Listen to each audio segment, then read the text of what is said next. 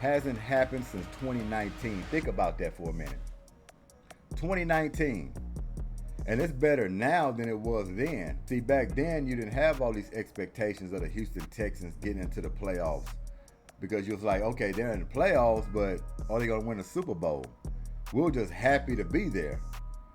But we didn't believe they was going to go and win a Super Bowl. The expectations wasn't that high. With this team, the expectations are high, but you're still playing with house money. Meaning, this season, rookie head coach, rookie quarterback, a mixture of new players, bought into a whole new system, offensive coordinator, Bobby Slowick, implementing this new system, right? And then you able to go into the playoffs, win the AFC South. That's big time. And not only that, you know this team is built for the long run. Yeah, let's say they're not going to win a Super Bowl this year, but they're still building towards that. 2019, you didn't really believe that they were going to ever get to the Super Bowl because the foundation wasn't built right. The foundation is built right here. This foundation is built solid. DeMeco Ryans, CJ Stroud, now ownership, which y'all know how I feel about the ownership, especially in the past. I was willing to leave this team. Actually, I already had left this team because of ownership. And I said the only way I was coming back if they either got rid of ownership or this ownership brought somebody in that they was going to leave completely alone and let them do their thing. Let them run the team. Let them have say-so or all the power on getting all the groceries here. And just stand out of the way and do your front office stuff. Well, it seems like they've been doing that. You're in the playoffs. I couldn't be more prouder of this team. I'm glad that they're, but let's just say they get bumped out of the first round. Just, like I said, they're playing with house money. You know, they're not predicted to go all the way to the Super Bowl. We know that's coming in due time. But at the same time, they could get to the Super Bowl. They're that good. Just depending. Cleveland Browns is coming up. First round, wild card, right? They're playing the Cleveland Browns. That is a beatable team. Houston can win that game just as well as they can lose that game. They have to show up. They play ball steady like they've played all year. This win could be in the bag. You come with the right approach. And I believe they can come with the right approach. They've done it all year. It's been steady. It hasn't been a lot of this. Maybe throughout the game, you know, you have some questionable calls and wondering why they did this and did that. But if you look at the whole long view of things of the whole season, they've been steady. And steady has got them into the playoffs. So if you go into this game with that mindset, all for nothing, one for all, you'll get it. You will get it and then start worrying about the next. But yeah, Cleveland is a good team. Yeah, like I said, all year long, they don't have their starting quarterback, but Joe Flacco is just as serviceable. And you have to give him his respect. Because if you don't, he will go out there and have a 400-500 yard passing game. He's got that kind of talent. He's that type of veteran. So this team has been playing off the charts all year long, even without their main guy in. And be honest with you, I wish he was in there. I probably wouldn't be as nervous if he was in there. Not saying Deshaun Watson's not a good football player. I just think he can make mistakes throughout the course of a game that can cost his team. I just believe that. I think sometimes you probably try to be too heroic and mistakes can happen. I think we would defend that well. And Joe Flacco is kind of like a wild card. You know, you don't know what you're going to get with him. I mean, he can sling it all over the field. He can make these plays. Seem like his teammates play for him, being a veteran. So, you know, it's hands up. Hands up in this one. But Texans, they're at home. They can handle their business. And I'll be looking forward to them actually winning that game. And I believe I will pick them this week. I think I can pick them this week. But full health, have no doubt. And when I say full health, you know, I like to see Tank Dell in there. That'll open it up, get you a variety of things on offense that you can look towards, and they have to cover. But I think they're going to be as healthy as they're going to be right now, and it's good enough. So I just want to come in and applaud those Houston Texans. I am proud Houston Texans was able to get into the playoffs. Whether they won the AFC championship, it really didn't matter. Playoff berth is more important than getting the AFC championship. So if the Jaguars would have pulled it off, they would have pulled it off. The playoff berth is where it's at. Go in there, do or die. One game you have to play to move on. It's not a series. And you wake up on the right side of the bed. It can be your day. It can be your day. So congratulations to the Houston Texans. Proud of it. Wonderful, wonderful job all year long. And if y'all forgot, I predicted this team was going to get 10 wins this season. I don't know if y'all remember that. Go back on previous videos. I'm not going to sit here and lie to you. I predicted the Texans would get 10 wins this season. And how many they have going into the playoffs? 10 wins. Don't make me a genius or nothing like that. I'm just telling you, I had a lot of faith in this team, and I believe they could have gotten to the playoffs, which they did. And I knew they were good enough to at least get 10 wins, which they got. So, man, unbelievable. And it's starting now. This was for all the marbles. Next week, all games are very important. All of them. And we're going to get to the Eagles. I know y'all want to get to that. I don't want to get to it too much because I've talked about it so long, too much, too often. We already know what it is. You watched them against the Giants, which I predicted the Giants would beat them, and that's what happened. They're just not playing football right now. That's all it is to it. They're not playing football. And going into the playoffs, they're fortunate to get into the playoffs, but I will tell you this, you don't know what's going to happen in the playoffs with them. They will be losing the first round if they're not coming with their stuff. They haven't been coming with their stuff for how many weeks now? Huh? Seems like a decade for me. They fell completely off that horse. And watching that Giants game, I mean, they didn't even look like a football team. They don't. And you could throw in these nagging injuries. Oh, Jalen Hurts' thumb. Oh, now A.J. Brown knee may not be serious. But nobody cared about these excuses, especially not the other teams. I'm not. It didn't matter if you was healthy or injured. You still playing the same way. So it doesn't matter who's out there. And I don't know what team I'm going to see on that field. Will I be rooting for them? Of course. Of course I will. Do I understand what's at stake and what could happen and things that I possibly won't see? I understand that too. I can expect a totally different team out there. I can expect what's been going on the last few weeks. I can expect that product to be out there. And I have to be okay with that. It's going to be hard, but I got to be okay with that. Because this team don't seem together to me. Nick Sirianni. I want to hear from y'all about Nick Sirianni. Do y'all think he should lose his job after this season? Or is that just crazy even thinking about that? Because I'm looking at Nick Sirianni in his press conference. His eyes, it's a little glossy. It's unsure. He looks unsure to me. Haven't seen him look this unsure all year. Actually, since he's been there. That could be a problem. This team looks confused on all facets of the game. Like I said before, they're not even talking to one another. They're not hyping anything up. Not high-fiving. Not getting in people's face, wake up. I don't know what's being discussed in the locker room at halftimes or after the game.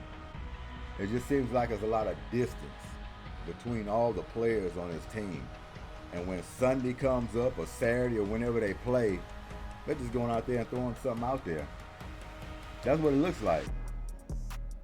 At some point, you have to get very frustrated as a football player and as a coach and as a GM and as a owner.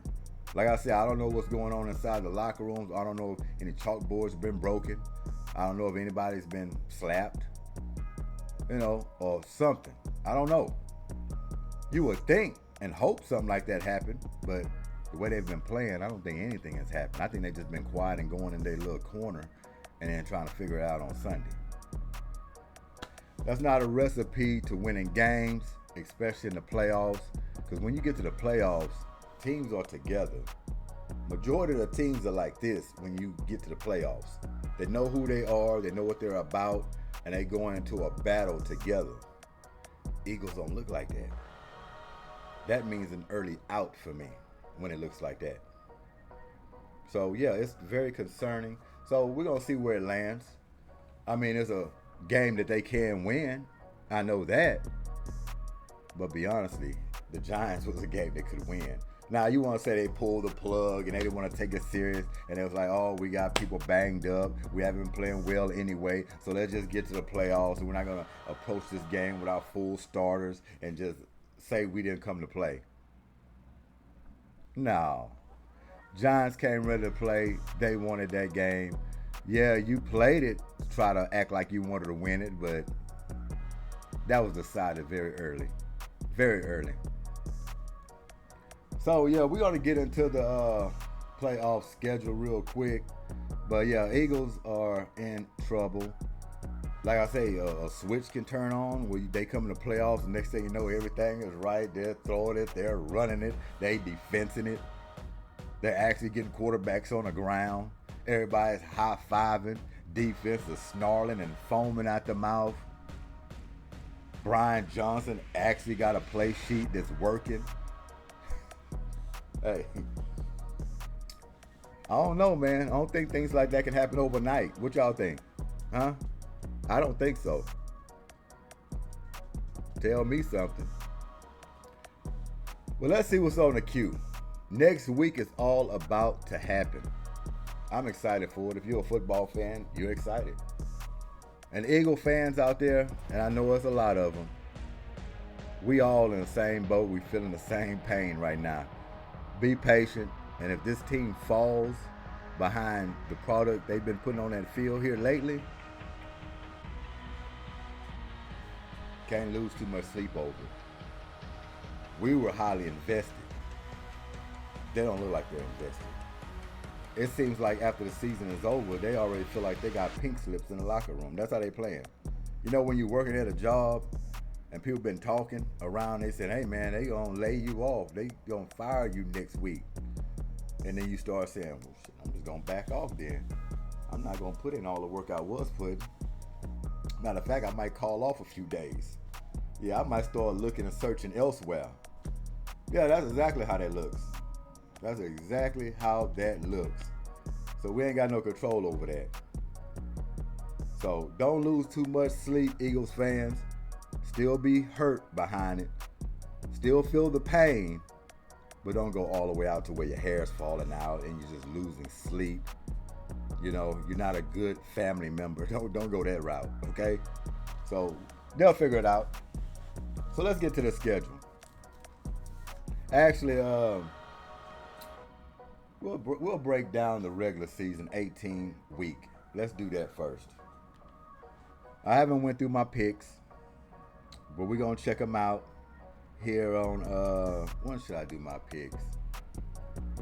Still might be Wednesday or Thursday. Probably do this little short schedule of the playoff game, and then we'll go into my picks of the previous week and see where we're fared, because we're closing the season out in that regular season.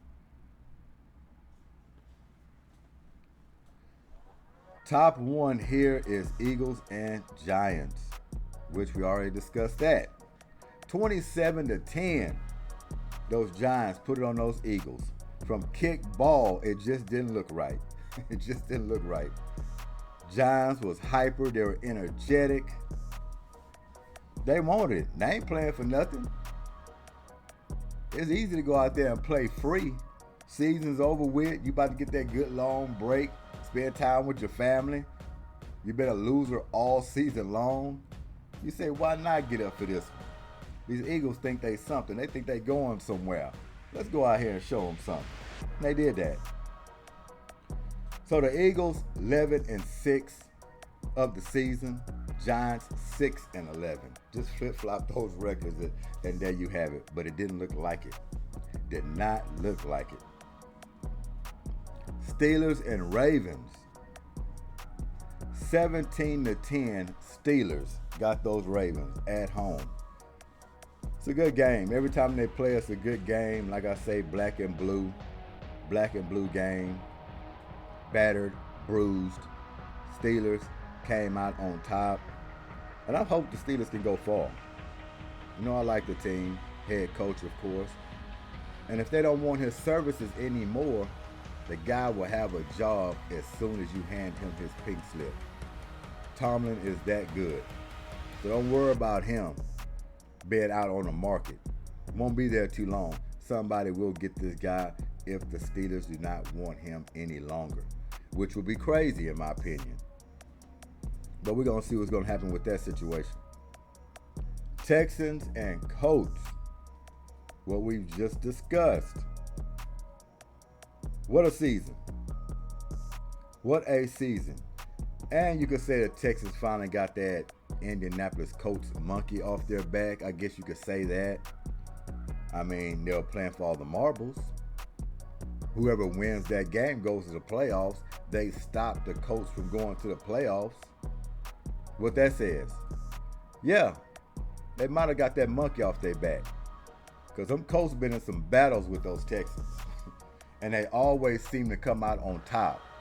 So it tastes real good, pause, for them to finally get on top of these Colts. Feels good. 23-19. And of course they got the 19 points because, safety running around and all that, trying to run the clock out, which in my opinion, the punter could have done a better job just eliminating the clock. He kind of just ran over in a corner like he was scared and didn't move anymore. Hey man, zigzag, run the full length of the end zone to the other side. Clock would have ran out. You can tell he don't have no experience in running out the clock as a punter, which he probably shouldn't. Don't happen all the time, but still, don't leave 1 second on the clock. We've seen a lot of miracles happen. So now we're going down to the Buccaneers and the Panthers. That one was 9-0 Buccaneers. Kind of figured they would pull that one out. 2-15. The Panthers closing on the year. 9-8 for the Buccaneers. Browns and Bengals. Bengals got the Browns 31-14. That record was no indication of this one. No indication. 9-8 is the Bengals. 11-6 is what the Browns finished as. So hopefully those Browns got a little taste of losing in this game, and they go in the next game and taste a little bit more of losing. It would be great if that could happen. Like I said, I didn't watch all of these games. I'm pretty sure starters got pulled early in a lot of these games, or if they played at all. So really the final score doesn't mean anything. Only to certain teams that was actually battling for position or a better position. So yeah, it was a lot of games, the full schedule pretty much. So Vikings and Lions. Lions got the Vikings 30-20. 7-10 on the year for the Vikings, 12-5 for the Lions. What a good season for the Lions. Jets and Patriots, 17-3. Jets over the Patriots. 7-10 on their year, the Jets. 4-13 for the Patriots. Is Bill gonna stay? Do y'all want him to stay? Or are y'all tired of him? Patriot fans, y'all still want Bill? Y'all can give him one more season, right? Y'all can give him one more season. Falcons and Saints. I'm glad I did jump on them Saints while I could. I'm glad I jumped on them in time. Because I didn't pick y'all last, 3 weeks? Y'all had me aggravated. Y'all just dropping games. I thought y'all shouldn't be losing. Y'all came in here almost with a 50-piece chicken wing dinner. Almost. 48-17 over the Falcons. 7-10 on their year. 9-8 for the Saints. Y'all should have a better year, New Orleans, next year. Staying healthy. New quarterback in Carr. Another year under the system. Hey, it can happen. I'll be wishing good things for him. Jaguars and Titans. 28-20. Titans over the Jaguars. And I predicted that. And I wanted it to happen. For Texans' sake, of course. And, same division. And I wanted the Texans to win the division. All of that other good stuff. But yeah, Titans showed up like I expected them to. Anytime the Titans could play spoiler, they could do it. They could do it. You know why they could play spoiler? Because it rhymes with Oiler. Nah, that was just a little inside joke. Don't pay no attention to that. Seahawks and Cardinals. 21-20. Seahawks over the Cardinals. I think I picked the Cardinals in that one, though. Just 1 point difference. 9-8 of the season for the Seahawks. 4-13 for the Cardinals. Bears and Packers. 17-9. Bears season 7-10 of the year. Packers 9-8 for the season. Beat the Bears 17-9. Chiefs and Chargers. That was closer than expected, but I don't think it was no Mahomes. I don't think it was no Travis Kelce. So when you do that, it could be a close game. 11-6 on the season for the Kansas City Chiefs. 5-12 for the Chargers. Guess they needed Justin Herbert more than they thought they did, huh? Just to be serviceable, they need Justin Herbert.